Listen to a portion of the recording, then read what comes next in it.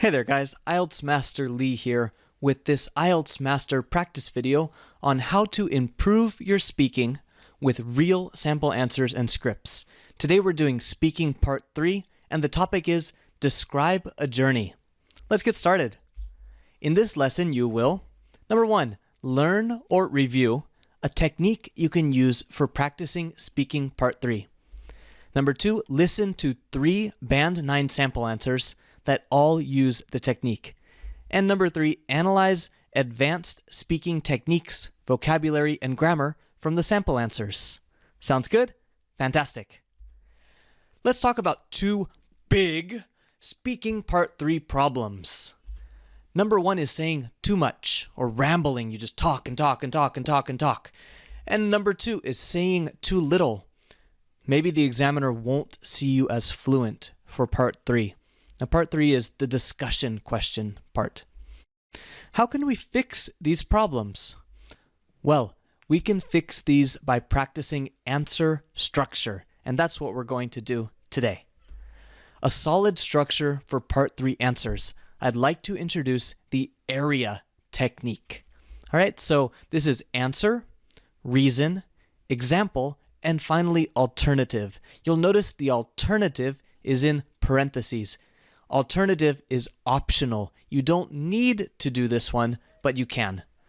So let's look. Number 1, you need to first answer the question the examiner asked you. Number 2, give a reason for your answer. For example, this is because. Number 3, include some kind of example. For instance, in my case, something like that, some kind of example. All right? And finally, optionally, you can give an alternative answer, a different answer. For example, on the other hand, we include this because sometimes when people are giving an answer, they think about something else. They think of a different way to answer the same question. It's not uncommon for native speakers to do this or for second language learners to do this. Everyone does it. And so it's okay to include this in your part 3 answer as well. And one final thing that I do want to mention is if you practice a lot with this technique, giving good answers on the real test will be much, much easier. All right, so practice with this technique. Practice by giving your answer, a reason, an example, and sometimes, if you want to, an alternative. And on the real test, you'll be able to give nice, beautiful, complete answers. And that's what I want you to do. Okay? Great. Let's take a look at some sample questions and answers. The first question, why do people need to travel every day? I think a lot of people have to commute to work and have no choice but to travel. My dad, for example, used to commute 3 hours each way to work. He'd have to get up at 4 in the morning just to make it to work on time. Another good example is students. Most of them have to travel daily to school. You might notice something interesting about this area technique answer, and that's the answer and reason are both in the first sentence. That's fine, no problem. This is because the reason is the answer. The question is why. So we're giving the reason and the answer at the same time. And then we have an example with my dad, and finally an alternative. Now it's okay to use personal examples as long as you're answering the question. I didn't talk about me in the beginning. I didn't say, why do I have to travel every day? Or why does my dad have to travel every day? That's not the first sentence. That's just an example. All right? Next, let's look at the next question.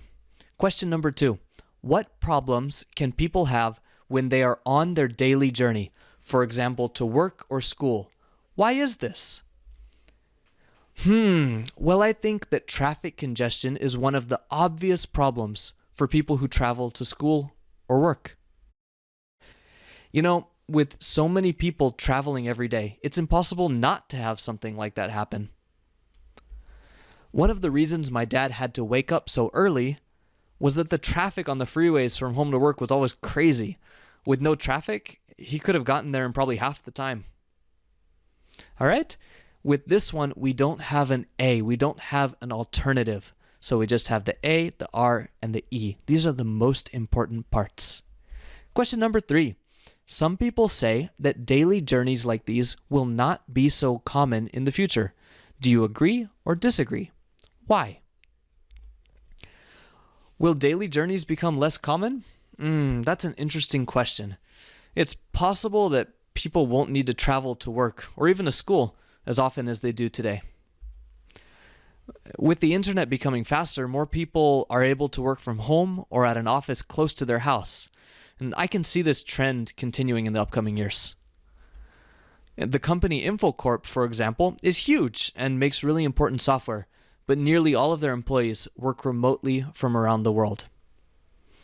All right, so in this one, we again have an ARE, an answer, reason, example answer, and that's fine. We don't need an alternative here. You could give an alternative, but you don't need to.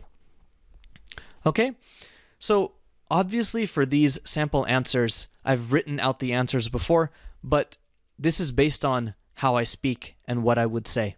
So if there's something you have a question about, if you don't understand, go back and feel free to ask me in the comments. But before that, let's take a look at some interesting language examples. First is have no choice but to travel. Have no choice but to travel. The only option I have is to travel. Or you could also say, have no choice but traveling. That would be fine as well. Have no choice but travel? That doesn't really work with the verb travel. Have no choice but to travel. Okay? Next, used to commute and he'd have to get up. Now, I could say used to commute and he used to have to get up. And that would be okay too. But I don't want to say used to twice. It's not natural for me to say used to twice so closely in two different sentences. So the first sentence, I'm using used to commute. And in the second one, he'd have to or he would have to. Now, this grammar, would have to, this has basically the same meaning as used to. It might be a little bit different, but it's basically the same. So I'm just changing the vocabulary or the grammatical structures I'm using, even though they have the same meaning. All right? Next, number 3, students. Most of them have to. So something I hear often from people who are still learning the language is overgeneralizing. That means saying everyone is this way or everyone is that way. Instead of saying students have to, I said most of them have to. Most students have to. This is a little bit more accurate, and I think it's more natural for high level or advanced level speakers. Okay, next, number 4. With so many people traveling every day, it's impossible not to have something like that happen. Now, this with something ing, and then the second clause, this is a cause and effect grammatical structure. So this cause and effect grammatical structure, I use it a lot when I'm speaking, especially when I'm speaking in something like an interview or something formal. I'll use grammar like this. And here's another example. With the internet becoming faster, more people are able to work from home or at an office close to their house. And this is also cause and effect. And I think there's one more example back in the sample answers I was giving, so you can go back and check that if you're interested. All right, these are the 5 examples we have for today of interesting language from my sample answers. Great job. For more IELTS practice, please subscribe to our YouTube channel. You can find us at youtube.com/IELTSmaster or IELTS-master.com. And finally, please let me know, what do you want to see next? I'm excited to help you. Please tell me in the comments and I'll put it on my list. Thanks and have a fantastic day.